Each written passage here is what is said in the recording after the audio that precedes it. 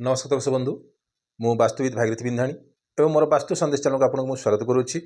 जो दर्शक बंधु मैंने मोर वास्तु संदेश चैनल देखुं लाइक शेयर सब्सक्राइब करूँ जहाँफल मोर उत्साह उद्दीपना बढ़ी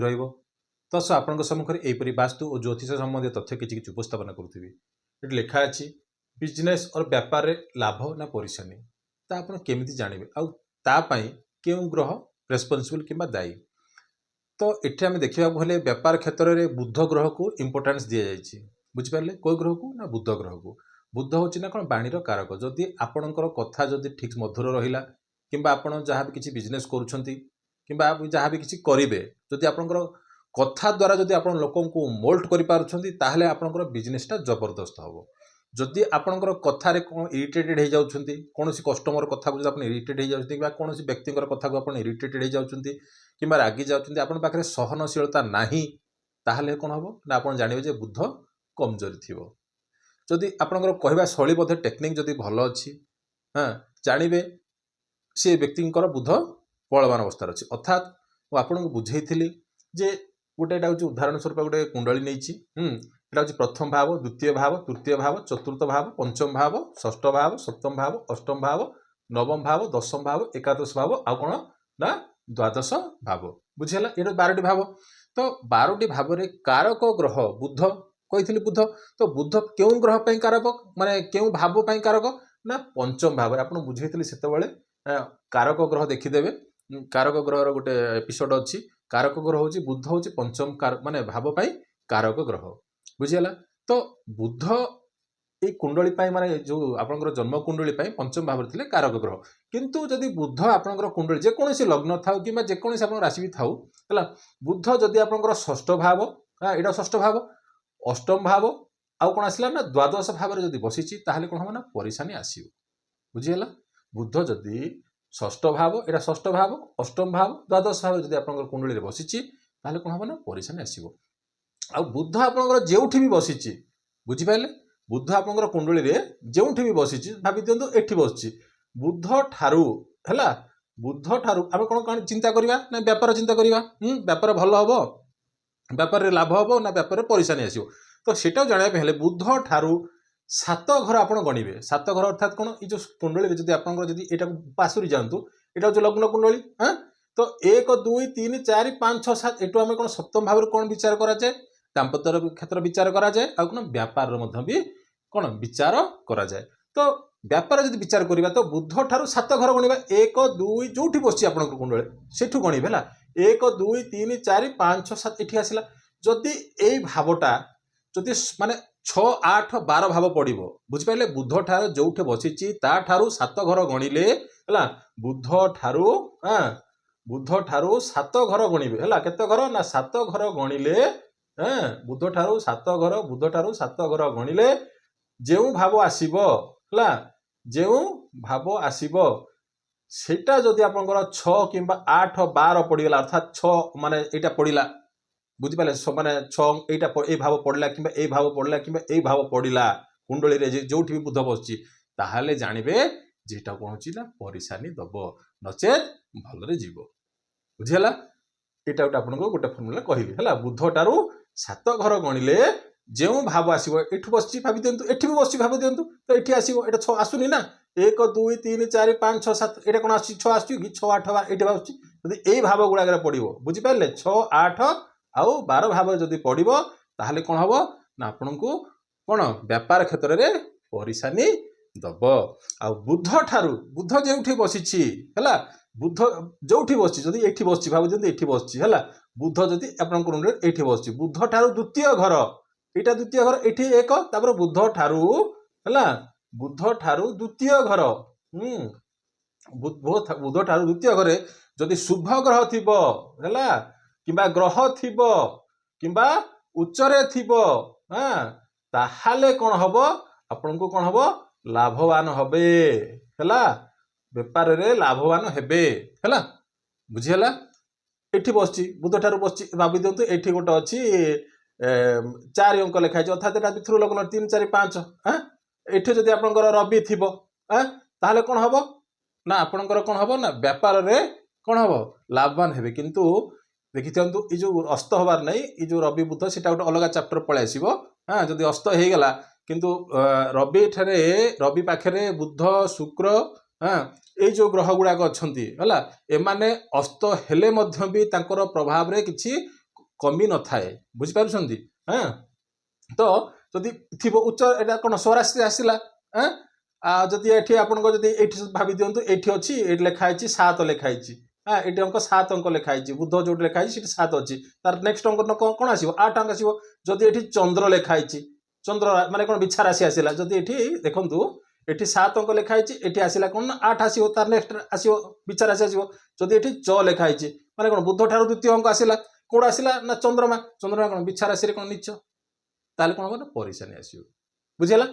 बुझला बुध ठारू द्वितीय घरे शुभ ग्रह उच्च रे थिले लाभवान हेबे बुध ठारू द्वितीय रे कोन थिबो बुध ठारू द्वितीय रे जदि नीच ग्रह थिबो ताहले कोन हबो ना परिशानी आसीबो व्यापार रे नीच ग्रह थिले परिशानी आसीबो हैला नीच ग्रह थिले परिशानी आसीबो हैला तो एटा कहली आपन को एटा कहली बुध ठारू बुझेली द्वितीय भाव रे बुध ठारू सप्तम भाव रे तापरे बुध ठारू जदि आपण माने बुध जोठी बसुची ता पाखापाखि देखिबे रवि ग्रह थिबो हाँ आउ शुक्र मध्य थिबो हैला ए पाखापाखि आपणकर ग्रह थिबो रवि थिबो आ शुक्र थिबो बुध जोठी बसुची पाखापाखि हैला रवि थाई पारे किंबा आपणकर शुक्र मध्य भी थाई पारे हैला ए पाखापाखि माने बहुत पाखापाखि से माने थांती हैला रवि जोठी बसि बुध जोठी बसुची ता आग घर किंबा पछ घर हाँ ता विफर घर रे आपणकर कोन रवि हो किंबा शुक्र हो बसतिबे हैला तो रवि ठारू हैला जदि आपणकर कोन ना आपणकर कोन हला ना बुध ठारू जदि द्वितीय घरे हैला बुध ठारू जदि द्वितीय घरे किए बसतिबो जदि शुक्र थिबो बुझि पाले बुध जोठी बसची भाबी दंतु एठी बसची एठी शुक्र बसची हैला षष्ठ एठी बुध बसची आपणकर एठी द्वितीय भाबरे कोन आसी शुक्र बसची ताले से कोन हबोटे माने चतुर व्यवसायी हबो हैला चतुर व्यवसायी जन हबो बुध ठारू द्वितीय भाबरे शुक्र बसथिले हैला आ बुध ठारू जदि आपनकर रवि बसची बुध ठारू जदि द्वितीय घरे हाँ द्वितीय घरे किए बसची बुध एटे बसची कि बुध एटे बसची एठे रवि बसची ताहाले कोन हबो से गवर्नमेंट रिलेटेड वर्क्स अर्थात कोन जे व्यापार क्षेत्र रे से गवर्नमेंट रिलेटेड वर्क्स करंत अर्थात गवर्नमेंट रो काम स्टेशनरी हो किंबा ए सब जिंस को नै से माने कोन करंती आपनकर किंबा प्रिंटिंग हो जहाँ भी किसी रोची गवर्नमेंट को जहाँ सप्लाई करिवा पई से क्षेत्र रे कोन हबो जबरदस्त लाभ हबो बुध ठारू जदि आपनकर कोन रवि थिबो आ तारे बुध ठारू जदि द्वितीय घरे किए थिबो ना चंद्रमा जदि थिबो हैला चंद्रमा कोन मनकार ग्रह से माने कोन कर से जो जहाँ पाकू जिबे तार दुख कथा जदि माने जदि सुनिबे से माने कोन इमोशनल हो जाती कने व्यापार क्षेत्र में कोन विभिन्न प्रकार कथा भी हुए ना किए मन कथा कुए किए भाई चिन्हा परिचय हिसाब रे किए बा काहाकू माने चिन्हा परिचय दबा पई हेले हाँ बेले बेले से कोन थे बुध ठारू चंद्रमा जदि आपनकर बसिची भाबी दियंतु एठी बुध बसिची हैला एठी बुध बसची एठी कोन बसची ना चंद्रमा बसची हैला बुध एठी बसची सप्तम भाव बसची एठी बसची आपनकर चंद्रमा द्वितीय भाव वाला तो बुध ठारू जदि आपनकर द्वितीय भाव रे कोन बसिबो चंद्रमा हानि से कोन इमोशनल व्यापार रे कोन इमोशनल हो जाती आ से माने जदि तांकर माने सहयोग करि पारंतनी तांको कथा गुडा से माने सेति पई कोन हां एटा भाई आसिलो एटा माने खराब अछि ओ एटा कर दियंतु किबा पैसा पत्र नाही एटा कर दी थांतु मु करबी हो ठीक अछि मु करि देबी माने इमोशनल रे ए सब जिंस से माने कोन करि दियंतु बुध ठारू चंद्रमा ला बुध ठारू जदि द्वितीय भाव रे किए थिबो ना राहु थिबो हला द्वितीय थरे किए राहु थिले ए माने कोन छै ना जबरदस्त कोन करंती माने व्यापार तो करती आ व्यापार में रोकठ कथा कही दिखती कहीं से व्यापार टेक्निक टा बुध ठारू जदि आपंकर कुंडली ये बस बुध भाई दिखाँ ये बस बुध बस अष्टम भाव में बस कितु ये राहु बस जदि बुध ठारू जदि राहु द्वितीय बस कौन हम ना व्यापार तो करेंगे जबरदस्त करेंगे कि व्यापार एमती कथा कही दिखती जोटा कि व्यापार कौन हो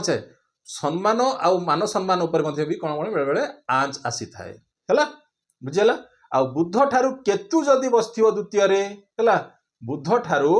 केतु जदि बुध एठी बसची आपनकर एठी भाबी दियंतु एठी बुध बसची ए जगह रे आपनकर बुध बसची कुंडली रे बुध ठारू केतु द्वितीय घर आसिला 1 2 हां ताहाले कोन हबो से माने सुपर सीटेड बुझ पाइले एटा तो कहले आपनकर शुक्र तो चतुर व्यापारी ए माने कोन कर जबरदस्त माने कोन व्यापार रे भलो करंती के बुध ठारू जदि केतु जदि थाए कुंडली रे ହେଲା ତାହେଲେ ମଧ୍ୟ ବି ଜବରଦସ୍ତ କଥା। କିନ୍ତୁ ଅଲଗା ଭାଗ ମାପ ଅଛି କୁଣ୍ଡଳୀ ପାଇଁ, ଖାଲି ଗୋଟିଏ ଖାଲି ଆମେ ଦେଖୁ, ଖାଲି ଆପଣଙ୍କୁ ବୁଝେଇଲି ସର୍ଟକଟ୍। ଆପଣ ଯଦି କିଛି ଜାଣିନଥିଲେ ଯଦି ଏଇଭଳିଆ ଏଠି ବୁଧ ବସୁଛି, ବୁଧଠାରୁ କୋଉ ଭାବରେ ଦ୍ୱିତୀୟ ଭାବରେ କ'ଣ ବସୁଛି, ବୁଧଠାରୁ ସପ୍ତମ ଭାବରେ କିଏ ବସୁଛି ହେଲା, ସେଟା 6, 8, 12 ଭାବ ଏତିକି ତ ଜାଣିପାରିବେ ନା। ଏତିକି ତ ଜାଣିପାରିଲେ ଆପଣ ଅନ୍ଦାଜ ହେଇଯିବ ଯେ ଏଇଟା ମୋର ବେପାରରେ ଠିକ୍ ହବ ନା ନାହିଁ, ଯେଉଁ ଟପିକ୍ ଅନୁସାରେ ମୁଁ ବୁଝଉଛି। ଆଉ ବୁଧଠାରୁ ଯଦି ଆପଣଙ୍କର କୁଣ୍ଡଳୀରେ ଶନି ଥିବ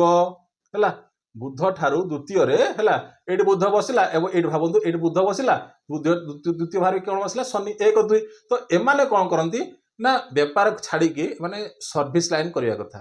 ବୁଝିପାରୁଛନ୍ତି। ବେପାର ନାହିଁ ଏମାନଙ୍କ ପାଇଁ, ବେପାର ସୁଟ ଆସିବ ନାହିଁ। ବୁଧଠାରୁ ଶନି ଯଦି ଆସିଥିବ ତାହେଲେ କ'ଣ ସେମାନେ ଯେ ସର୍ଭିସ କରିବା କଥା ହେଲା। ତ ବୁଧରେ ଆପଣ ବୁଝେଇଦେଲି, ବୁଧଠାରୁ କେଉଁ କେଉଁ ଭାବରେ କ'ଣ କ'ଣ ଥିଲେ କ'ଣ ହବ, ଆଉ କ'ଣ କ'ଣ ଥିଲେ କ'ଣ ହବ, ଏସବୁ ଜିନିଷ ଆପଣ ବୁଝେଇଦେଲି। ଫିର୍ ବି ତତେ ଆପଣଙ୍କୁ ଟିକେ ବୁଝେଇ ଦେଉଛି, ବୁଧଠାରୁ 7 ଘର ଗଣିଲେ ଯେଉଁ ଭାବ ଆସିବ 6, 8 ଭାବ ଯଦି ଆସିବ ତାହେଲେ ପରିଶାନ ଆସିବ। ବୁଧଠାରୁ ଦ୍ୱିତୀୟ ଭାବରେ ଶୁଭ ଗ୍ରହ ଥିଲେ ଭଲ ଆସିବ। ବୁଧଠାରୁ ଦ୍ୱିତୀୟ ଭାବରେ ଯଦି ନିଚ ଗ୍ରହ ଥିବ ତାହେଲେ ବେପାରରେ ପରିଶାନ ଆସିବ। ବୁଧଠାରୁ ଆଉ କ'ଣ କହିଲା, ବୁଧଠାରୁ ଯଦି ଦ୍ୱିତୀୟ ଘରେ ଆପଣଙ୍କର ଶୁକ୍ର ଥିବ ତାହେଲେ ମାନେ କ'ଣ ଚତୁର ବ୍ୟବସାୟୀ, ଆଉ ତାଙ୍କୁ ମାନେ କିଏ ଜାଣିପାରିବେନି ଯେ ମାନେ ଅଧିକାଂଶ ଲୋକ ସେମାନେ କ'ଣ ଜବରଦସ୍ତ ଥାନ୍ତି, ମାନେ ଏତେ ବେପାରରେ ଲିପ୍ତ ଥାନ୍ତି ଯେ ତାଙ୍କଠୁ ଲୋକମାନେ ଶିଖନ୍ତି। ଆଉ ବୁଧଠାରୁ କେତୁ ମଧ୍ୟ ଏଇ ଜିନିଷ କରିଥାଏ, ବୁଧଠାରୁ ଶୁକ୍ର, ବୁଧଠାରୁ କେତୁ। ଆଉ ବୁଧଠାରୁ ଯେଉଁ ରହିଲା ଚନ୍ଦ୍ରମା, ସେମାନେ ଇମୋସନାଲ ମାନେ ହୋଇଯାଆନ୍ତି, ଯେମିତିକି ମାନେ ଜଣ ଲୋକର ଦୁଃଖ କଥାକୁ ଶୁଣିକି ସେମାନେ କ'ଣ କରନ୍ତି, ହଉ ଠିକ୍ ଅଛି ଏବେ ନାହିଁ ତ ନେଇଯାଇଥିବ କିମ୍ବା କ'ଣ କରିବି, ତାଙ୍କୁ ସାହାଯ୍ୟ ସହଯୋଗ କରିଥାନ୍ତି। ଯାହାହେଲେ ବେପାରରେ କ'ଣ ହେଲେ ଆପଣଙ୍କର ଯଦି ଠିକ୍ସେ ବେପାର ଯଦି ଚାଲିବ ତ ଭଲ କଥା। କିନ୍ତୁ ଯଦି ବେପାର ଯଦି ଆପଣଙ୍କର ପଇସା ଲଗେଇକିରି ଆପଣ ଇନଭେଷ୍ଟମେଣ୍ଟ କରିକିରି ଆପଣ ପଇସା ବାକିରେ ଦେବେ, ତାହେଲେ କ'ଣ ଧୀରେ ଧୀରେ ଆପଣଙ୍କ ବେପାରଟା ଡାଉନ୍ ହେଇଯିବ, ହଁ କି ନାହିଁ। ତ ବୁଧଠାରୁ ଚନ୍ଦ୍ରମା ଥିଲେ ଇମୋସନାଲ ହେଇଯାନ୍ତି, ଯାହାଫଳରେ ଟିକେ ପରିଶାନୀ ଆସିଥାଏ ହେଲା। କିନ୍ତୁ ବୁଧଠାରେ ମାନେ ଚତୁର, କିନ୍ତୁ ପରିଶାନୀ ଆସିଥାଏ ଦ୍ୱିତୀୟ ଭାବରେ। ତ ଆପଣ ବୁଝେଇଲି ବୁଧଠାରୁ କୋଉ କୋଉ ଗ୍ରହ ଥିଲେ କ'ଣ କ'ଣ ଥିଲେ ଆପଣ ବେପାରଟା ଭଲ ହବ ନା ନାହିଁ, ତାପରେ ଆପଣଙ୍କୁ ମୁଁ ଆଲୋକପାତ କରିଲି। ତ ଏଇ ତ ଥିଲା ଆଜିର ଟପିକ୍। ରହିଲି, ନମସ୍କାର।